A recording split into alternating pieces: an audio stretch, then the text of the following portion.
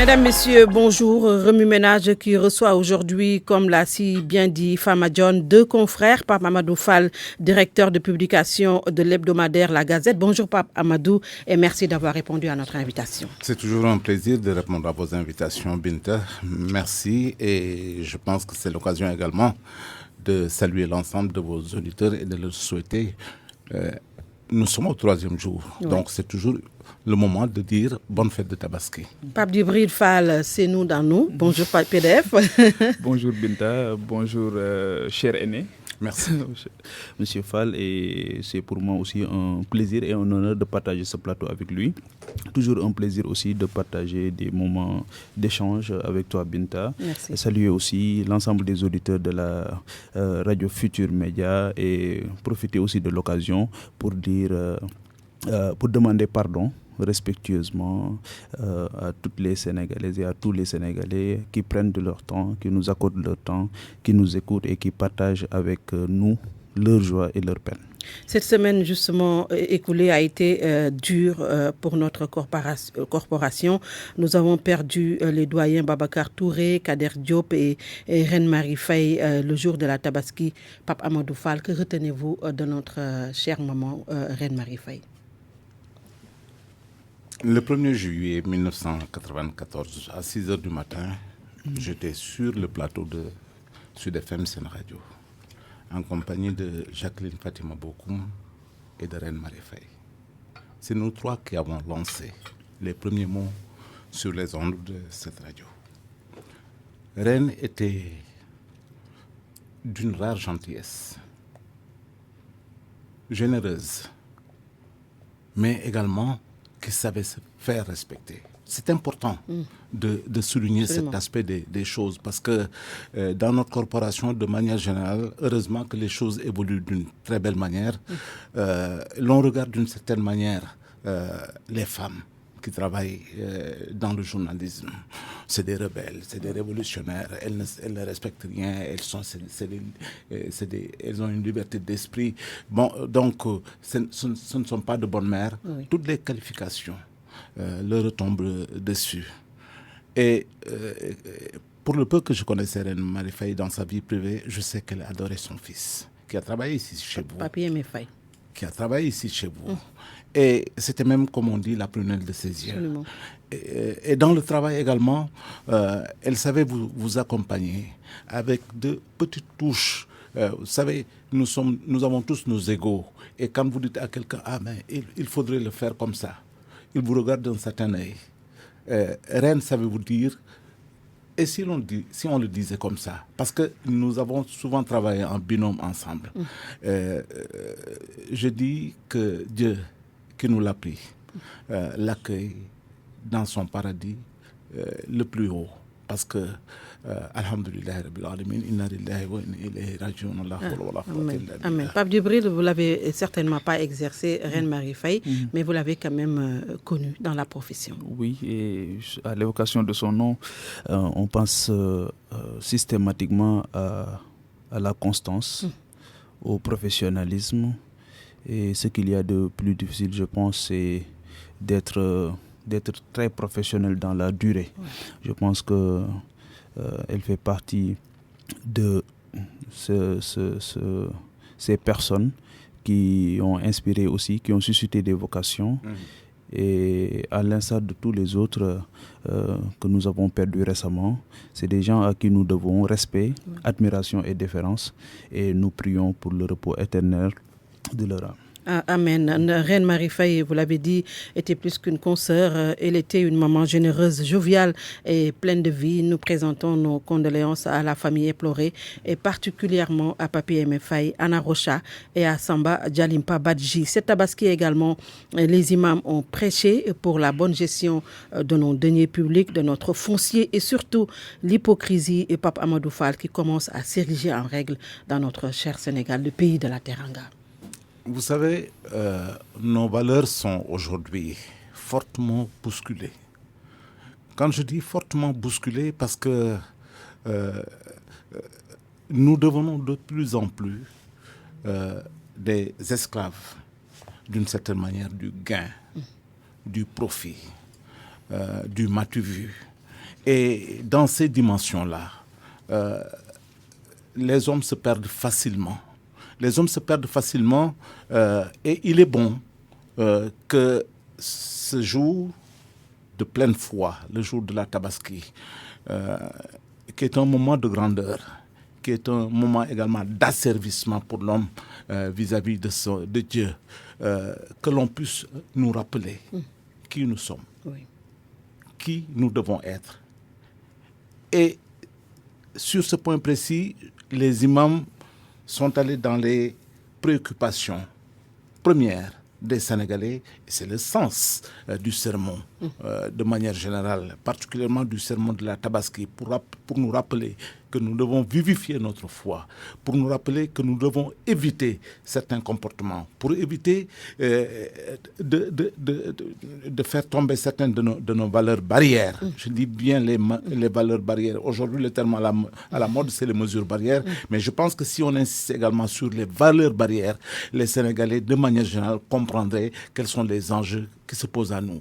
Et parmi ces enjeux qui se posent à nous, c'est aujourd'hui sacrifier son fils même, à la limite, pour pouvoir monter en grade aux yeux de la société, alors que vous ne faites que vous dégrader, malheureusement. Oui. En tout cas, Pape Djibril, Imam Tafsir Ndiour de Thiès, qui avait ouvert la voie à ces sermons engagés. Depuis, il semble faire des émules un peu partout dans le Sénégal. Nous l'avons constaté le jour de la Tabaski. Cela veut dire qu'en tant que leader d'opinion, ces imams quand même ont leur mot à dire dans la marche de la société, dans la marche du Sénégal, à l'évocation dans leurs sermons de la gestion faite de nos deniers publics, de la gestion faite du foncier, entre autres. Je pense que les imams sont dans le rôle originel. Et quand on voit un peu ce qui se passe à côté avec l'imam Diko, il y a de quoi réfléchir. C'est-à-dire du Mali. C'est-à-dire qu'aujourd'hui, tous les leaders d'opinion, quand ils ne renvoient pas les uns et les autres à leur mission première, je pense que facilement on peut dire qu'ils passent à côté. Oui. Donc ils sont dans le rôle quand ils évoquent la transparence, la bonne gouvernance, le retour à ces valeurs cardinales, à ces valeurs fondatrices qui ont été incarnées par les pères fondateurs. Je pense qu'ils sont dans le rôle et ils n'ont pas été choisis au hasard. Quand vous êtes porté à un certain niveau de responsabilité, l'imam, son rôle, c'est pas d'être confiné à diriger les prières quotidiennes, à faire le khutbah de façon traditionnelle et classique lors de la prière du vendredi ou bien des jours comme la Tabaski et la Korité. L'imam aussi, c'est une personnalité engagée, c'est un leader d'opinion, c'est un grand électeur entre guillemets, c'est quelqu'un sur qui beaucoup accordent un intérêt particulier par rapport à sa posture, par rapport à son attitude, mais par rapport à son niveau d'information. C'est quelqu'un qui est censé être très informé. Et je pense qu'à l'heure actuelle, au moment où nous engageons des lendemains qui pourraient être difficiles, je pense qu'il y a lieu de mettre dans la jubossière de ces Sénégalaises et des Sénégalais tous les ingrédients qui puissent revivifier leur foi, mais aussi de leur dire la conduite à tenir. Et quand je parle de ces Sénégalais et de ces Sénégalais, je parle aussi des autorités. Ils ont aussi l'obligation de dire la vérité aux autorités, de demander aussi aux autorités de dire la vérité aux populations. On a comme l'impression, Pape Djibril, que depuis, j'ai cité tantôt feu Imam Tafsir Ndiour, mais depuis l'avènement des imams de Guédiawaye avec les coupures d'électricité, on a comme l'impression qu'il y a eu révolution dans la façon de faire des imams. Exactement, mais sauf qu'il n'y a jamais eu le désert dans ce sens-là, parce qu'on se rappelle aussi de Mme Abdou Aziz Sy Dabakh, on se rappelle aussi de Cheikh Abdou Lahad, on se rappelle aussi bien avant eux de Seydi Hadji Malick et de Cheikh Ahmad Bamba qui, au-delà de l'aspect culturel aussi, c'était des gens qui se sont toujours préoccupés de la gestion des affaires publiques. Donc, ils ont subi les brimades qu'ils ont subies parce que tout simplement, à un moment donné, ils ont dit que les choses ne devraient pas fonctionner de cette manière. Et c'est toujours bien de rappeler, justement, c'est le Coran qui demande au prophète de rappeler, sallallahu alayhi wa sallam, de rappeler aux croyants, parce que le rappel profite toujours. Et je pense que fidèles à cette tradition-là, ils ont l'obligation de rappeler les bonnes pratiques, de rappeler les bonnes manières, de rappeler aussi que la guerre, c'est pas forcément l'absence de paix, mais c'est plutôt l'absence de justice sociale. Je pense que ça, c'est important. Oui, et le président de la République, lui, dans ce contexte de Covid-19, a plutôt préféré prier chez lui d'abord, pour ensuite demander aux jeunes de protéger davantage le troisième âge, les personnes vulnérables. Est-ce que le Sénégal, nous sommes à plus de 10 000 cas aujourd'hui. Est-ce que c'est suffisant quand même pour davantage faire face contre la propagation du virus? Protéger les personnes vulnérables. L'inclinaison du discours du président de la République à ce niveau est extrêmement important. Je pense que, oui, comme l'imam, lui également est une sentinelle de notre société. Et en tant que tel, choisir peut-être l'angle de son discours par rapport à ce qui est le plus prégnant aujourd'hui et qui se pose chez nous sans que l'on puisse dire voilà la solution, voilà le terme. Nous sommes dans l'incertitude totale. Et dans cette incertitude totale, le comportement des jeunes de manière générale. Vous savez, moi j'ai dépassé les 60 ans. Quand je traverse ma zone de parcelles assainies et que je vois les gens... Le relâchement. Sans masque du tout. Je me tue à dire, ils m'écoutent. Je me tue en rencontrant les jeunes à leur dire, mais portez vos masques, allez chercher des masques, parce que vous nous mettez en péril. Vous nous mettez en péril. Je le dis à mes fils, je le dis aux fils des autres, de manière générale, pour le dire, mais sauvons notre société, parce qu'il s'agit d'un combat à mener. C'est un combat qu'on n'a jamais vu, d'ailleurs, pareil affrontement dans le monde. L'humanité est aujourd'hui en danger, et tout le monde le sait. L'humanité est en danger parce que du Brésil, en passant par le Mexique, en passant par les États-Unis, surtout la Chine, la France, partout, c'est le même combat que tout le monde mène. Comment échapper à ce virus? Et quand il vous pénètre, généralement l'on dit bon, Allah Akbar, prions pour qu'il ne parte pas tout simplement. Donc, ce rappel du président de la République en direction des jeunes, en leur disant respecter les mesures barrières, c'est juste une salvation qui doit nous permettre vraiment de dire peut-être que nous nous en sortirons. Mais nous sommes dans l'incertitude. Oui. Pape Djibril, est-ce que le président de la République vous a convaincu par son discours le jour de la Tabaski? Oui, je pense que c'est dans ce registre-là où il était très attendu, dire aux Sénégalaises et aux Sénégalais ce qu'il fallait faire dans ce contexte. Lui-même l'a dit à l'entame de son discours qu'il célèbre cette Tabaski dans un contexte particulier. Et effectivement, comme l'a dit le doyen, face à cette mare d'incertitude-là, la responsabilité collective est certes importante, mais la responsabilité individuelle aussi sera décisive. Et je pense qu'il interpelle aussi une frange de la société qui est un maillon essentiel du dispositif. C'est la jeunesse qui...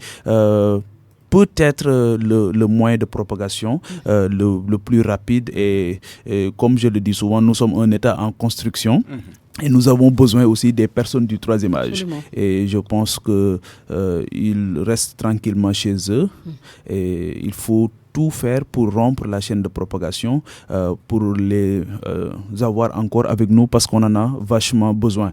Maintenant, ces jeunes semblent ne pas entendre les appels. Qu'est-ce qui se passe? Oui, c'est-à-dire... Par inconscience, insouciance, incompréhension, quoi. Il peut y avoir du tout, mais souvent aussi, je pense que tout se tient en réalité. L'attitude aussi des anciens, elle est importante aussi. L'attitude des autorités, elle est aussi déterminante. Et le président de la République aussi, je pense qu'il a la décision et il faut aller au-delà de supplier les jeunes à respecter les gestes barrières. Je pense que quand vous êtes élu aussi, vous devez prendre la décision, vous devez montrer la direction, la conduite à tenir et c'est là où il est attendu. On peut ce discours-là, on peut l'accepter du côté des imams peut-être, qui n'ont pas la décision, qui ne font que rappeler. Mais lui, au-delà du rappel, aussi, il y a la décision. Et ce que nous attendons de lui, comme il a eu à le faire à un moment donné, en décrétant un état d'urgence, en décrétant un couvre-feu, et avec toutes les autres mesures connexes aujourd'hui, ce qu'on attend, c'est qu'ils nous disent la conduite à tenir. Je pense qu'actuellement, comme l'a dit le doyen, on est face à une marque d'incertitude. Maintenant, qu'est-ce qu'il faut faire? Et je ne suis pas certain qu'à un moment donné, que les bonnes décisions ont été prises. Je le disais, est-ce qu'on n'avait pas cédé au mimétisme et à la peur en décrétant, à la pression aussi, en décrétant rapidement l'état d'urgence? Est-ce qu'on n'en a pas beaucoup plus besoin maintenant? Et maintenant, qu'est-ce qu'il faut faire? Parce que aussi, les urgences économiques sont là. Il faut créer de la richesse. Qu'est-ce qu'il faut faire? Qu'est-ce qu'il faut faire? Mais justement, on a vu ce qui s'est passé depuis que le président a demandé aux Sénégalais de vivre avec le virus. C'est le relâchement le plus total.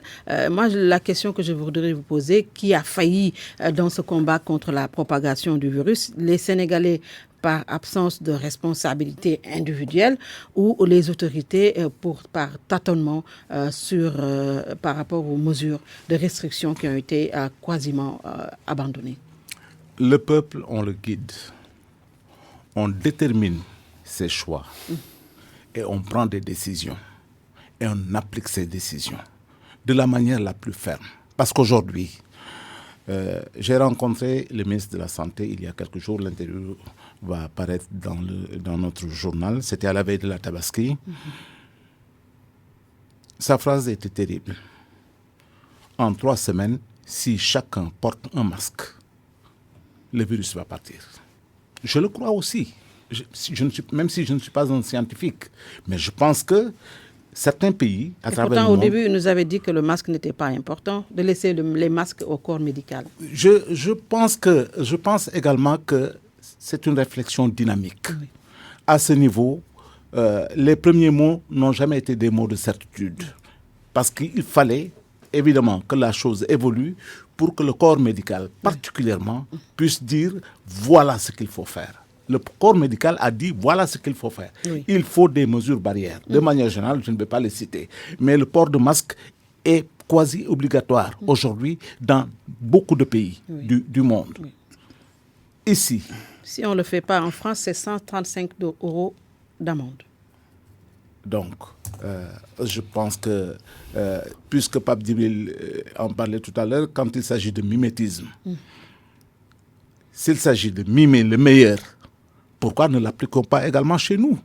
Parce que ce qui se passe aujourd'hui doit faire peur, doit faire absolument peur. Les derniers chiffres qui ont été donnés dans le cadre de la lutte contre cette pandémie par le ministère de l'Intérieur, nous avons entendu tout à l'heure le docteur Mamadou Ndiaye dire que oui, les cas ont baissé entre hier et aujourd'hui.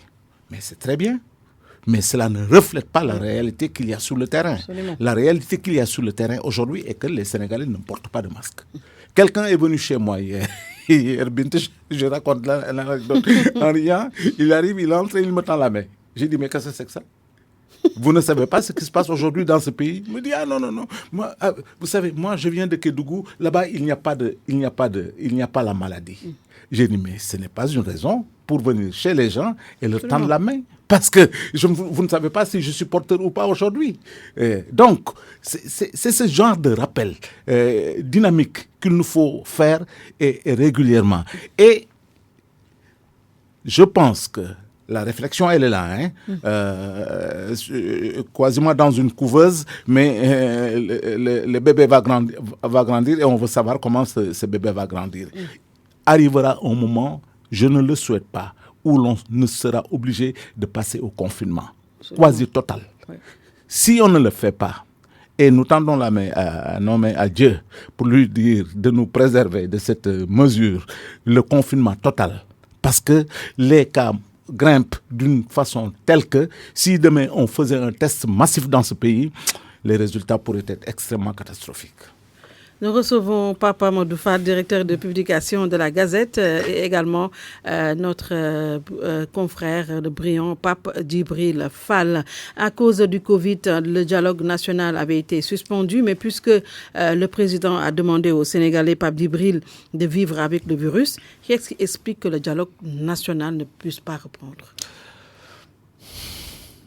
Je pense qu'actuellement, l'une des plus fortes aspirations, des préoccupations des Sénégalais, ce n'est pas les questions politiques, le dialogue national. Et les Sénégalais même avaient posé la question relative à l'opportunité de ce dialogue national. Comme on ne sortait pas ni de crise institutionnelle, ni de guerre, les gens se disaient, le président venait d'être réélu avec 58%, il n'a qu'à dérouler, et que voilà, que le lieu par excellence du dialogue, c'était le Haut Conseil des collectivités territoriales, l'Assemblée nationale et les autres institutions qui sont présentes, qui existent au Sénégal. Mais pour revenir rapidement sur le virus, Binta, vivre avec le virus aussi suppose, il y a une incidence financière extraordinaire. Il y a aussi une incidence comportementale, parce qu'il faut un changement de comportement.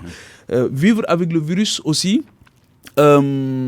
suppose des chiffres. Il faut nous dire aujourd'hui la disponibilité des masques dans ce pays. Est-ce que nous savons combien de masques nous avons besoin et combien de masques nous avons actuellement? L'industrie locale qui existe au Sénégal aujourd'hui produit combien de masques par jour? Cela ne doit pas être laissé comme ça à des tailleurs du quartier et autres, mais je pense qu'il doit y avoir une réflexion beaucoup plus globale pour aider cette industrie-là à se former davantage, à mieux répondre, à être au rendez-vous par rapport à cette exigence qu'on a aujourd'hui. Mais les autres pays où où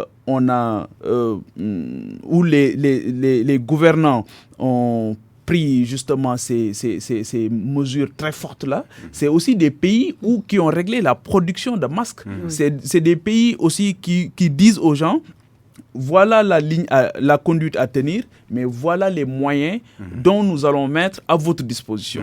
Et je pense que ça, on a aussi des problèmes dans ce sens-là. Et je pense que l'avis du corps médical, il est important, mais surtout l'avis du comité scientifique. Parce que l'avis du corps médical dans cette affaire-là ne suffit pas. Parce qu'il faut une transversalité. Il faut une multisectorialité pour mieux prendre à bras le corps cette affaire-là. Et encore une fois, je pense que le président de la République, quand vous voyez un peu le Conseil des ministres, le communiqué du Conseil des ministres, le président réaffirme, le président réitère, et j'ai envie de me demander, le président parle à qui finalement? Il faut que les gens à qui le président a confié des responsabilités puissent assumer pleinement cette responsabilité. On a parlé de la Tabaski. Dakar est l'épicentre de cette maladie. C'est ce qu'on nous dit. Dakar aujourd'hui, par rapport aux autres régions, il n'y a aucune mesure particulière par rapport à Dakar. Il n'y a pas de cordon sanitaire. Dans le transport, il n'y a aucun changement. On retrouve les habitudes. Parce qu'il n'y a pas de dissuasion, on sent pas le ministère de l'Intérieur. On retrouve les vieilles habitudes sénégalaises. Oui.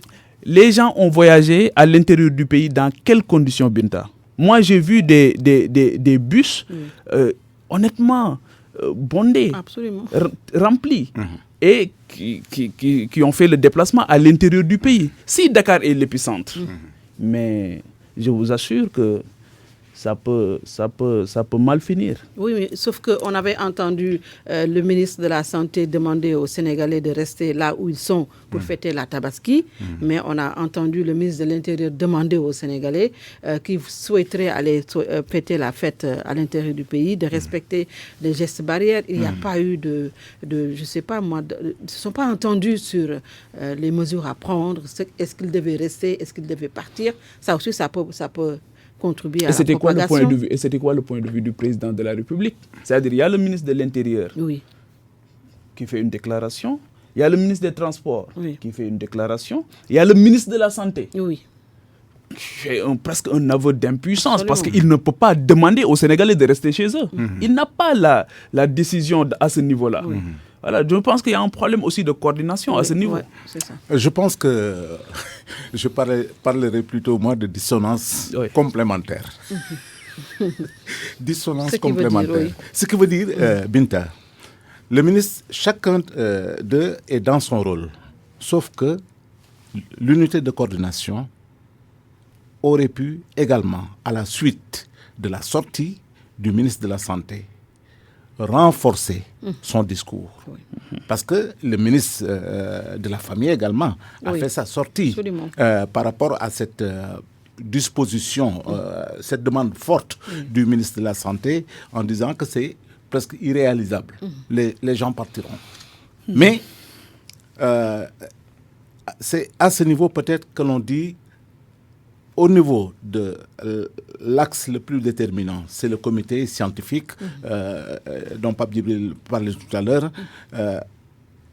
En amont, si on avait suffisamment préparé les Sénégalais à la fête de la Tabaski, parce que leur dire à 3-4 jours de la fête, restez chez vous.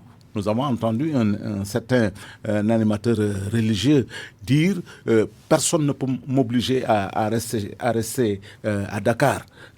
Moi, j'irai faire la Tabaski où je veux. Vous voyez cette dimension que la chose prend également. Parce que c'est pourquoi je dis il aurait fallu travailler largement en amont sur le dispositif à mettre en place par rapport à la Tabaski. Et si ce dispositif n'est pas mis en place, le ministre de la Santé, qui est quand même un point focal extrêmement important de cette maladie, quand il prend la décision de monter au créneau pour dire aux Sénégalais, je souhaiterais. Il n'a pas dit, je vous oblige. Il a dit, je vous souhaiterais. Je souhaiterais que chacun fasse la Tabaski là où il est. Alors, c'est une barrière qui devait encadrer son discours pour dire, c'est la meilleure des solutions. Mais que chacun y mette son grain en disant, moi je pense que, on ne s'en sort pas. C'est une cacophonie gouvernementale à la limite. Cacophonie gouvernementale. Oui, je peux vous l'accorder. Et même les ministres ont fait le déplacement pour aller passer la fête chez eux, à l'intérieur du pays. Et c'est là où, Pape Amadou, ce qui est intéressant, c'est que dans tous les pays aussi où le Covid est géré avec une grande intelligence sociale, c'est pas le ministre de la Santé qui prend la parole dans ces moments-là. C'est le comité scientifique qui se prononce. Et le ministre de la Santé n'est qu'un élément du comité scientifique. Donc, ce n'est pas une affaire que l'on dédie comme ça au corps médical, dirigé naturellement par le ministre de la Santé. Mais c'est le comité scientifique qui est soit présidé par le directeur de la Santé, ou soit par rapport ou une personnalité indépendante qui se prononce sur la question. Et là, les populations en ont le cœur net.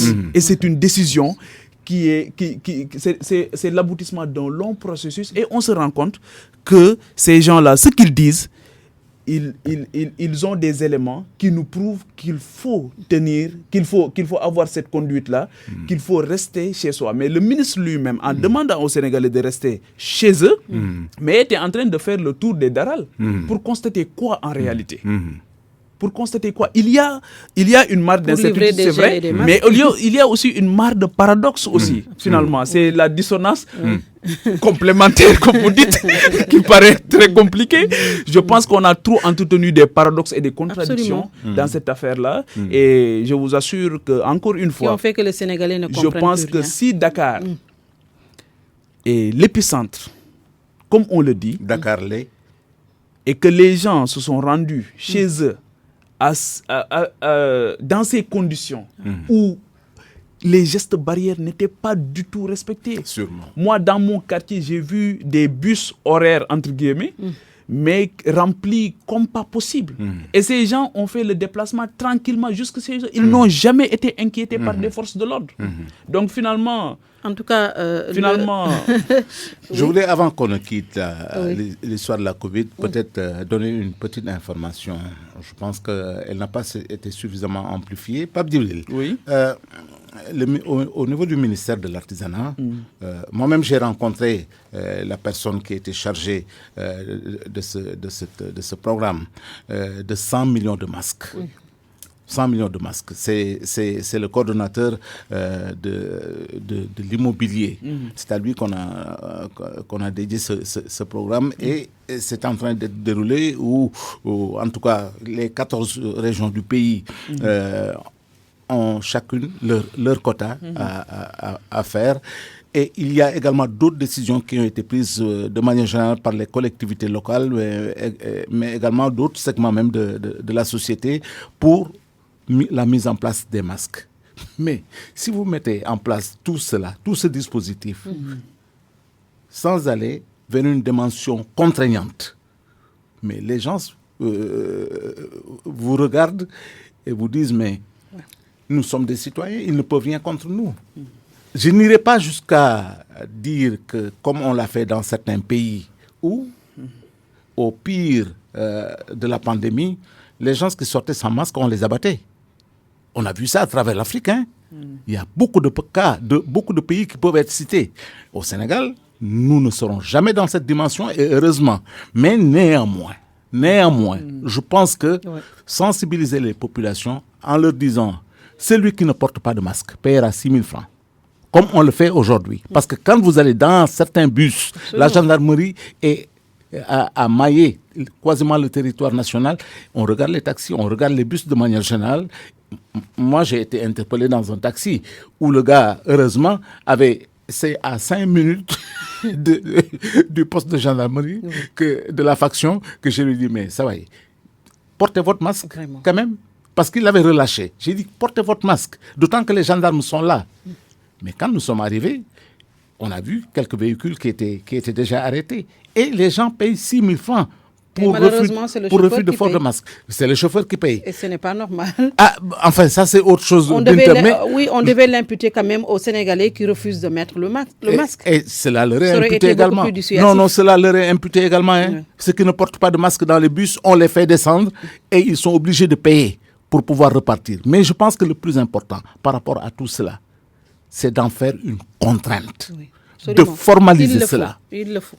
D'en faire une contrainte et de formaliser cela. Le maire des Parcelles Assainies, Moussassi, il y a à peu près 1 mois et demi, voire 2 mois, quand je l'ai rencontré, il m'a dit, il y a des contingents qui sont envoyés dans des zones comme les Almadies, les Mamelles, où il y a très peu de personnes qui circulent. Alors que c'est ici, au niveau des Parcelles Assainies, où vraiment la grande foule est là, c'est ici qu'on a besoin que l'on contraigne les gens. Sinon, si nous, élus locaux, nous prenons les décisions, mais ça va être des bagarres entre nous et les populations tout simplement. Donc, il faut des mesures contraignantes à ce niveau-là. Moi, je dis, et je le répète, je pense qu'il faut confiner Dakar.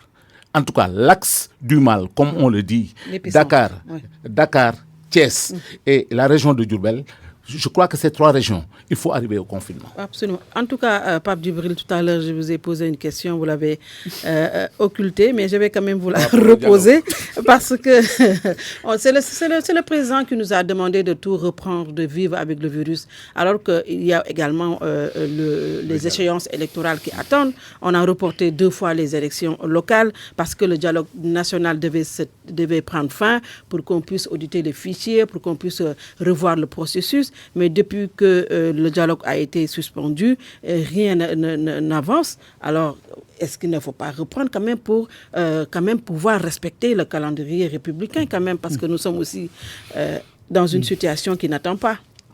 Oui, mais sauf qu'en reprenant aussi, le président nous demande de tout reprendre. En reprenant, on a aussi repris l'essentiel.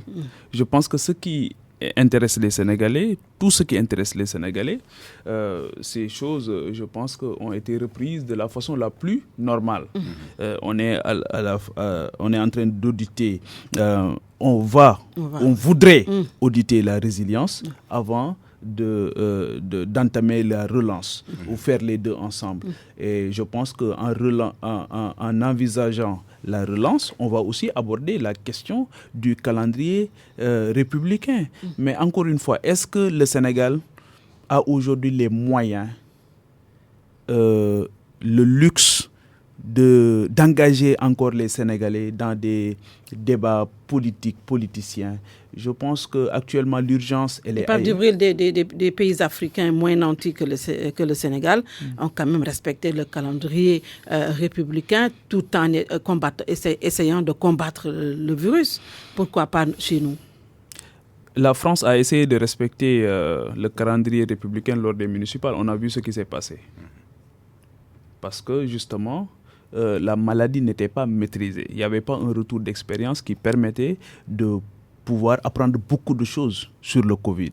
Et on a vu ce qui s'est passé. Mais le Mali et le Bénin sont allés aux élections. Qu'est-ce qui s'est passé? Mais dans quelles conditions? Dans quelles conditions? Et quelles élections encore? Je pense qu'il y a des difficultés énormes qui ont été constatées. Moi, je pense qu'il faut définitivement, et je pense qu'avec le président Macky Sall, on n'avait pas le droit de reparler de calendrier républicain, de parler de respect de la date des élections, même de processus électoraux. Honnêtement, peut-être que j'étais naïf. Moi, je pensais qu'entre 2008 et 2012, le Sénégal était un bon laboratoire. Et ce n'est pas le patron de la Gazette qui va me démentir. Entre 2008 et 2009, toutes ces questions ont été abordées, passées à la loupe. Et voilà, après 12 ans après, ou bien 8 ans après, on reparle de ces questions-là. Je pense que c'est un recul démocratique. Et si on veut que le dialogue national nous fournit les ingrédients nécessaires pour sortir de cette affaire-là, je pense qu'on a encore du chemin à faire. Oui, en fait, on avait quand même dit, Pape Djibril, que le dialogue national était juste un prétexte pour le président pour dérouler son agenda. Est-ce qu'il ne va pas aussi s'appuyer sur le virus pour continuer à dérouler son agenda? On attend les élections qui ne viennent pas, les élections locales. Là, on nous parle d'un gouvernement d'ouverture. On ne comprend plus rien. Il faut d'abord que les élections se tiennent. Même l'opposition, on ne l'entend pas demander la tenue des élections. Qu'est-ce qui se passe? Nous avons suivi le tollé qu'il y a aujourd'hui aux États-Unis. Quand le président Trump a lancé dans son tweet en disant « Est-ce qu'il ne faut pas reporter l'élection présidentielle ?» C'est un énorme pavé dans la mare. Au Sénégal, jusqu'ici, il est retenu qu'au plus tard, le 28 mars, les élections locales se tiendront. Les élections locales, les maires et les départements. Jusqu'ici, rien n'a été modifié. Pour l'heure, je dis, il y a quasiment un consensus de la classe politique autour de cela. Personne ne l'a encore remis. Sauf ce qui avait dit au départ, cela ne nous intéresse pas. Arlinou Boko. Je ne les ai pas encore vus dans la dynamique. Mais pour les acteurs qui ont accepté de se retrouver autour de la table, c'est de l'attente et surtout de l'impatience. Parce que, oui, je suis d'accord avec Pape Djibril, le calendrier, il est bloqué aujourd'hui par la Covid-19. Bloqué par la Covid-19. Parce que quel est le Sénégalais qui va attacher de l'importance aujourd'hui à ces rencontres-là des campagnes. Entre quatre murs que les gens se retrouvent pour dire voilà les questions sur lesquelles nous devons nous accorder. C'est le parrainage, qui est un plus pour moi, pour notre démocratie. Je dis, comparativement à la période 2008-2009, dont parlait Pape Djibril tout à l'heure, beaucoup de choses ont été faites à cette période et de manière quasi décisive et définitive. Mais aujourd'hui, l'on se rend compte que si on laisse 150, 27, comme c'était la dernière fois, à se présenter à la présidentielle, ça pose problème. Oui. Nous avons 554 collectivités locales. Si vous laissez faire également sans parrainage, comme cela est souhaité aujourd'hui, c'est le ministre de l'Intérieur qui a dit, pour être candidat, les listes, il faut payer 10 millions. S'il y a s'il y a un doublage, c'est-à-dire local et départemental, c'est 10 plus 10, ça fait 20 millions. Ça pose débat. Ça pose débat cette question, parce que les gens considèrent que c'est énorme et qu'il faudrait réfléchir davantage. Surtout dans un contexte de Covid. Surtout dans un contexte de Covid. C'est dire que, quelque part, il y a des points chauds, très chauds qui ont été abordés. C'est la question également du parrainage. Comment revoir cette disposition qui est extrêmement frustrante et qui ont valu à beaucoup de candidats d'être invalidés lors de la présidentielle. C'est autour de ces questions que les gens doivent travailler. En tout cas, sont absolument attendus donc pour pouvoir donner plus de finesse et plus même de vigueur et d'envergure à cette démocratie que nous vivons. Mais c'est le lot également d'un pays comme le nôtre. Nous sommes un jeune pays, ne l'oublions pas. Il y a beaucoup de choses à améliorer. Qui a quand même connu 2 alternances politiques. Oui, qui a connu 2 alternances politiques. Pacifique, oui. Et pacifique, heureusement. Et c'est un point extrêmement important que vous soulevez là, Binta. Parce que si on va vers des élections où nous allons nous retrouver à l'image de ce qui se passe aujourd'hui au Mali, personne ne le souhaite. Personne ne le souhaite. Mais cela peut arriver. Oui. Cela peut bien nous arriver. Hein. L'intelligence donc de nos leaders politiques aujourd'hui est interpellée pour qu'autour de la table, avec ou sans Covid, ils puissent nous faire avancer au plan de notre démocratie. Absolument. Au moment où l'on parle de gouvernement d'union nationale, on nous avait quand même imposé un dialogue national alors qu'il n'y avait pas de crise institutionnelle, il n'y avait pas de crise politique. Maintenant, on veut nous faire passer à un gouvernement d'ouverture, un gouvernement d'union ou d'entrisme. Quelle est la pertinence de tout ça, Pape Djibril? Le président de la République aussi a la possibilité de choisir les meilleurs Sénégalais d'entre nous, les meilleurs d'entre nous, en compétences et en vertu, et à tous les postes civils et militaires. Ça, c'est la Constitution qui le dit. Et je pense que si j'avais un conseil à lui donner, c'est de lui dire tout simplement que pendant 8 ans, il s'est adressé à sa coalition et à son parti. Et je pense qu'il est grand temps maintenant qu'il s'adresse aux Sénégalais, d'aller prendre des Sénégalais qui ont des profils intéressants, qui ne seront pas dans des logiques politiques ou politiciennes. Vous êtes donc pour le gouvernement d'ouverture? Pas un gouvernement d'ouverture. Moi, je suis pour un gouvernement de mission, de combat. Nous sommes en temps de crise. Et en temps de crise, il faut une équipe, une mission de correction même, et de combat. Parce que le gouvernement du 19 avril 2019, c'était un gouvernement qui devait conduire la phase 2 du plan Sénégal émergent.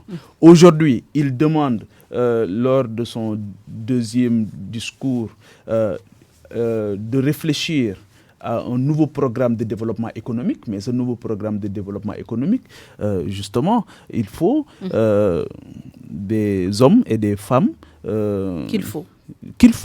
Je pense qu'il ne faut pas du tout rater le casting, c'est important. Il faut un profilage extrêmement sérieux, mais qui puisse être dans la transcendance des Sénégalaises et des Sénégalais à qui on ne demandera pas d'aller faire de la politique tous les week-ends. Parce que c'est aussi ça qui plombe. Je ne parle même pas du cumul de mandats. On n'a plus le temps pour ça. Il faut aller travailler. Mimi Touré nous disait, quand elle venait d'être Premier ministre, qu'il fallait accélérer la cadence. Mohamed Boun Abdallah Dionne nous dit qu'il faut aller au travail. Mais quel est le résultat aujourd'hui? Nous sommes en crise. Et quand nous sommes en crise, nous avons besoin d'un gouvernement de mission, de combat. Des gens qui sont H24 sur le terrain, qui travaillent. Mais quand vous nommez un ministre qui est maire, qui fait de la politique, qui habite là-bas au fin fond du Sénégal, et qui rentre tous les vendredis ou tous les jeudis pour aller faire de la politique, pour revenir que le lundi matin, il commence à travailler. Il ou elle commence à travailler le mardi, mercredi, jeudi. Il envisage de retourner faire de la politique, alors qu'on s'achemine comme ça vers des joutes électorales, mais on ne travaillera pas du tout.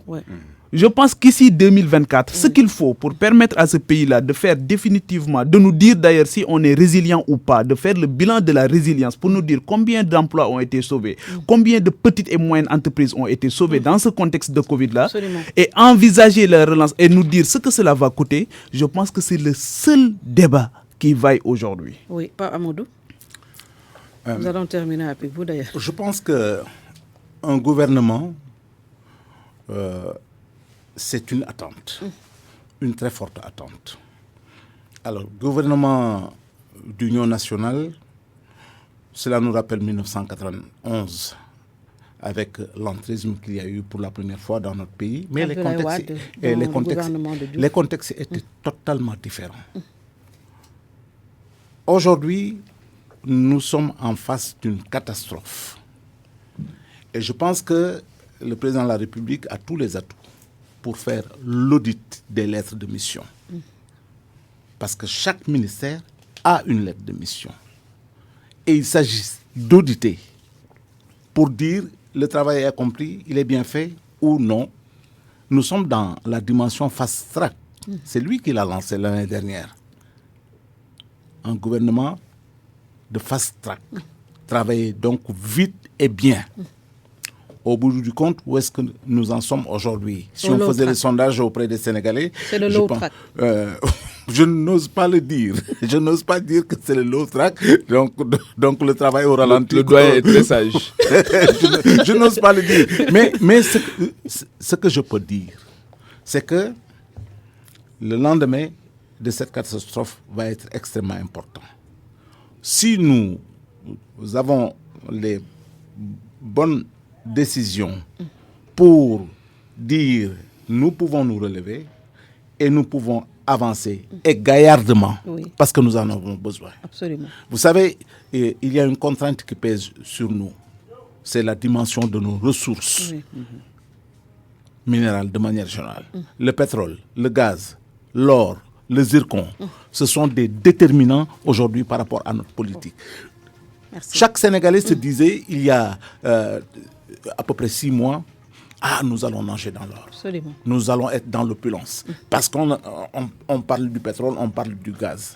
Aujourd'hui, le Covid est venu tout bouleverser. Tout bouleverser. Oui. Il Merci. faut aller vite. Oui. Et je pense que le président de la République prendra les bonnes décisions, non pas pour aller vers un gouvernement d'union nationale, mais surtout un gouvernement qui travaille. Oui. Et Un gouvernement de mission, comme l'a dit Pape Djibril, que nous remercions, Pape Djibril Fall. Nous remercions également Papa Amadou Fall d'avoir répondu à notre invitation. Merci d'avoir suivi